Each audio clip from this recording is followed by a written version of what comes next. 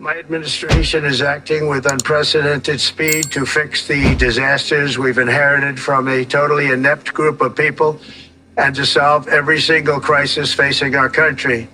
This begins with confronting the economic chaos caused by the failed policies of the last administration.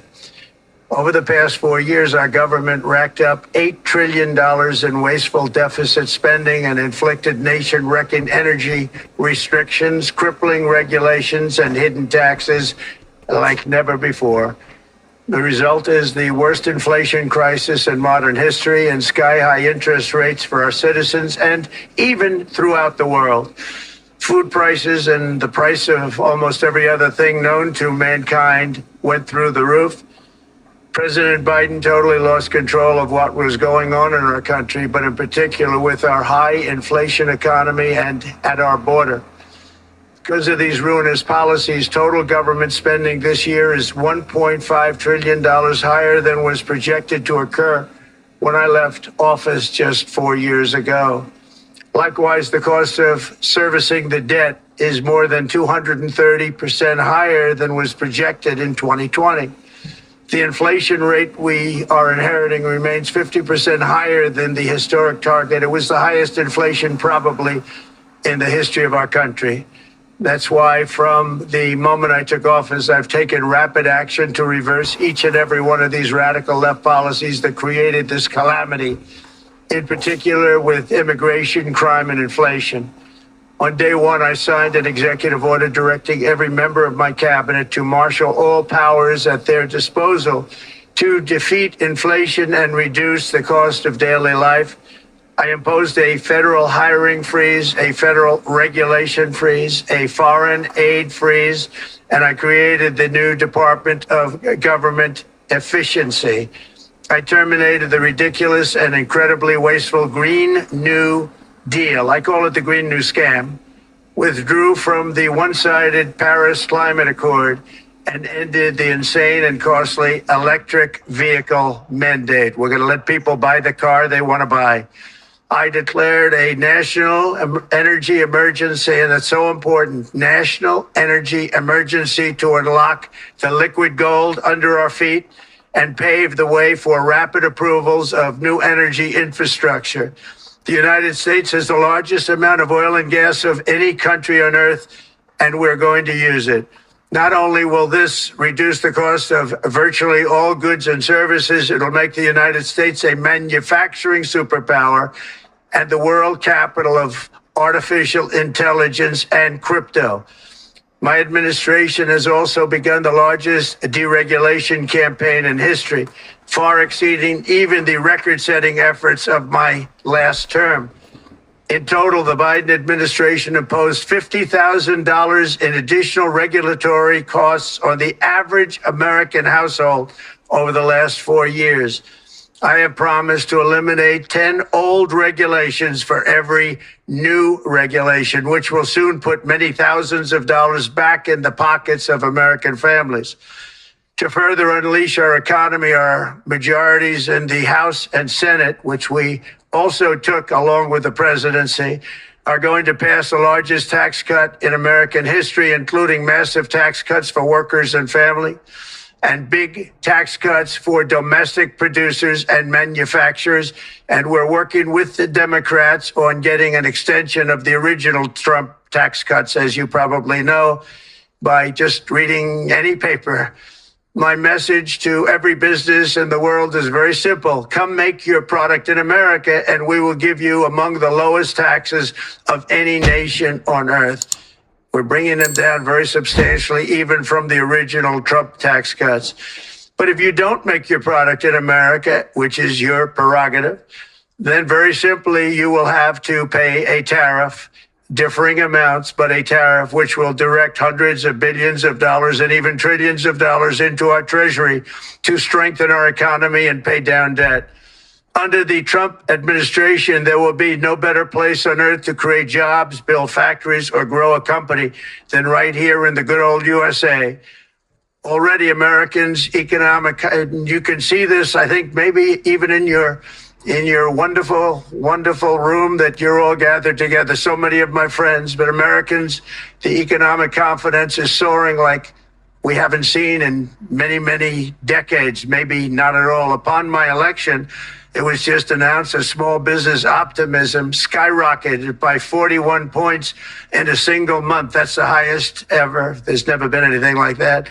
SoftBank has announced between a $100 and $200 billion investment in the U.S. economy because of the election result. And just 2 days ago, Oracle, SoftBank, and OpenAI announced a $500 billion investment in AI infrastructure. Other companies likewise have announced billions and billions and billions, adding up to trillions of investment in America, in the United States. And it's also reported today in the papers that Saudi Arabia will be investing at least $600 billion in America. But I'll be asking the Crown Prince, who's a fantastic guy, to round it out to around $1 trillion. I think they'll do that because we've been very good to them. And I'm also going to ask Saudi Arabia and OPEC to bring down the cost of oil. You got to bring it down, which frankly, I'm surprised they didn't do before the election. That didn't show a lot of love by them not doing it. I was a little surprised by that. If the price came down, the Russia-Ukraine war would end immediately. Right now, the price is high enough that that war will continue. You got to bring down the oil price. You got to end that war. They should have done it long ago. They're very responsible, actually, to a certain extent for what's taking place. Millions of lives are being lost. With oil prices going down, I'll demand that interest rates drop immediately, and likewise, they should be dropping all over the world. Interest rates should follow us. All over, the progress that you're seeing is happening because of our historic victory in a recent presidential election, one that has become quite well known throughout the world. I think a lot of things are happening to a lot of countries. They say that there's light shining all over the world since the election, and even countries that we aren't particularly friendly with are happy because they understand what there is a future and how great the future will be. Under our leadership, America is back and open for business. And this week, I'm also taking swift action to stop the invasion at our southern border. They allowed people to come in at levels that nobody's ever seen before. It was ridiculous. I decided and declared to do, and very, very importantly, a national emergency on our border, immediately halted all entry of illegal border crossers, of which there were many, and began promptly returning the illegal trespassers back to the place from which they came. That action, as you've probably seen, has already started very strongly. I've deployed active duty U.S. military and National Guard troops to the border to assist in repelling the invasion. It was really an invasion. We will not allow our territory to be violated. After 4 long years, the United States is strong and sovereign and a beautiful nation. Once again, it's a strong, sovereign nation. In addition, I'm pleased to report that America is also a free nation once again. On day one, I signed an executive order to stop all government censorship. No longer will our government label the speech of our own citizens as misinformation or disinformation, which are the favorite words of censors and those who wish to stop the free exchange of ideas and, frankly, progress. We have saved free speech in America, and we've saved it strongly. With another historic executive order this week, I also ended the weaponization of law enforcement against the American people and, frankly, against politicians, and restored the fair, equal, and impartial rule of law. My administration has taken action to abolish all discriminatory diversity, equity, and inclusion nonsense. And these are policies that were absolute nonsense throughout the government and the private sector. With the recent yet somewhat unexpected great Supreme Court decision just made, America will once again become a merit-based country. You have to hear that word, merit-based country. And I've made it official, an official policy of the United States, that there are only 2 genders, male and female. And we will have no men participating in women's sports, and transgender operations, which became the rage, will occur very rarely. Finally, as we restore common sense in America, we're moving quickly to bring back strength and peace and stability abroad. I'm also going to ask all NATO nations to spending to 5% of GDP, which is what it should have been years ago. It was only at 2%, and most nations didn't pay until I came along. I insisted that they pay, and they did, because the United States was really paying the difference at that time, and it was unfair to the United States. But many, many things have been unfair for many years to the United States. Before even taking office, my team negotiated a ceasefire agreement in the Middle East, which wouldn't have happened without us, as I think most of the people in the room know.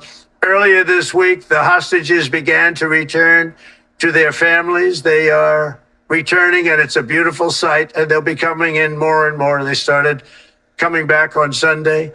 Our efforts to secure a peace settlement between Russia and Ukraine are now hopefully underway. It's so important to get that done. That is an absolute killing field. Millions of soldiers are being killed. Nobody's seen anything like it since World War II.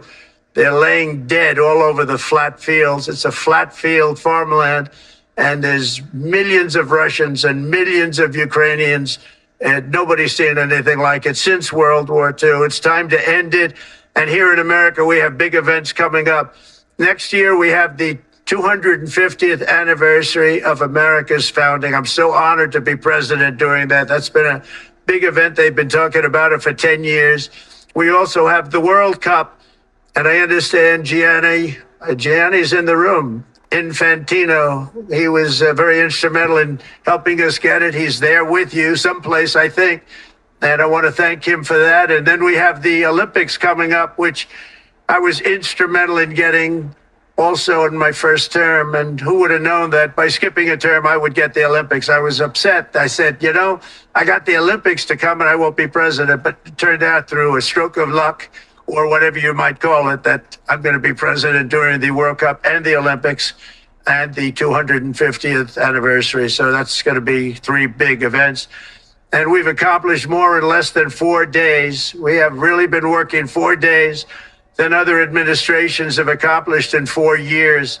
And we're just getting started. It's really an amazing thing to see, and the spirit and the light over our country has been incredible. Under the last administration, our nation has suffered greatly, but we're going to bring it back and make it greater, bigger, stronger, better than ever before.